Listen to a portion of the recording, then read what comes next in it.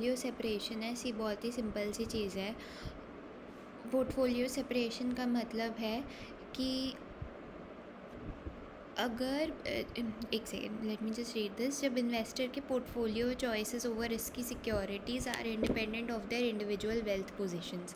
देखो, अभी हमें पता है कि जो आपका रिस्क एवर्जन का लेवल है वो आपकी वेल्थ के लेवल पे डिपेंड करता है। तो आपकी जो पोर्टफोलियो की चॉइस है वो आपके वेल्थ के लेवल पे डिपेंड करती है, राइट।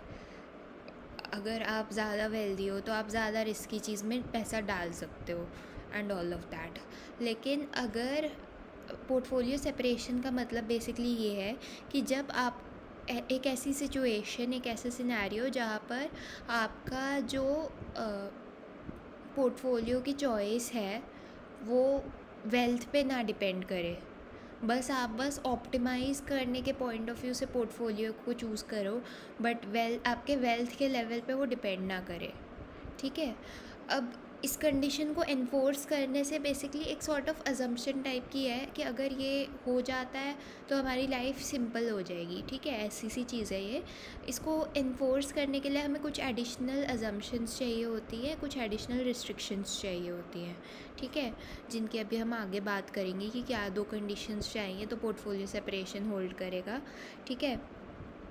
पोर्टफोलियो सेपरेशन से क्या होता है कि बेसिकली, अब देखो, पहले आपका जो रिस्क एवर्जन है वो आ रहा था आपके वेल्थ के लेवल से, है ना। पर अब अगर आपका वेल्थ का लेवल ही इमेटीरियल हो गया, उससे कुछ फ़र्क नहीं पड़ रहा, आपको बस पोर्टफोलियो डिसाइड करना है अपना, तो ऐसे में हर कोई जो है कुछ, मतलब सभी लोग ऑलमोस्ट सिमिलर सा ही डिसीजन ले रहे होंगे।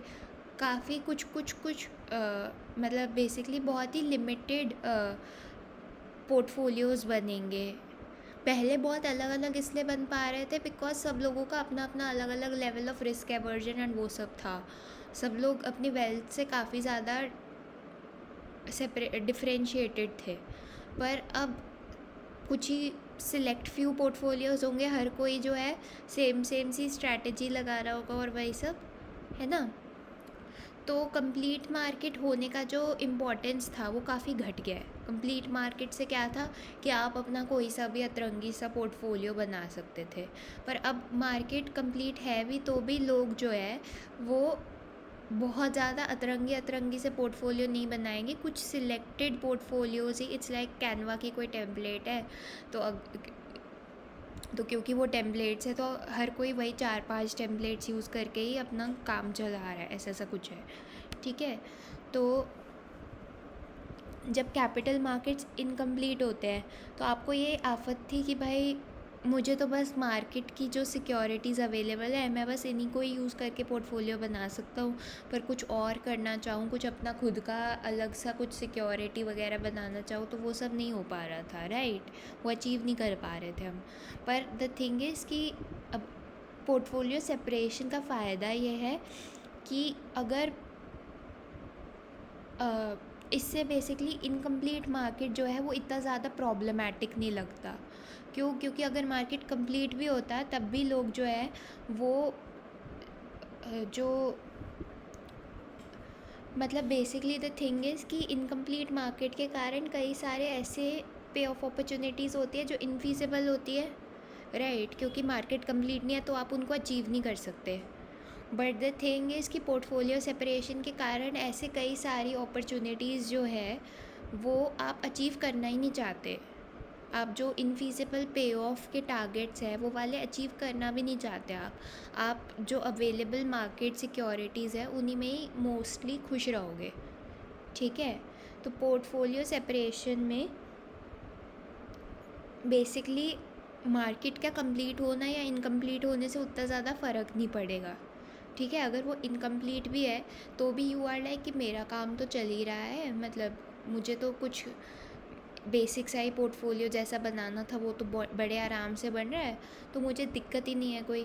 तो उस पॉइंट ऑफ व्यू से वो जो कंप्लीटनेस की रिस्ट्रिक्शन थी उसको हटाने के पॉइंट ऑफ व्यू से पोर्टफोलियो सेपरेशन हमारे लिए हेल्पफुल रहता है, क्योंकि असल में कंप्लीटनेस तो होल्ड नहीं करती, राइट।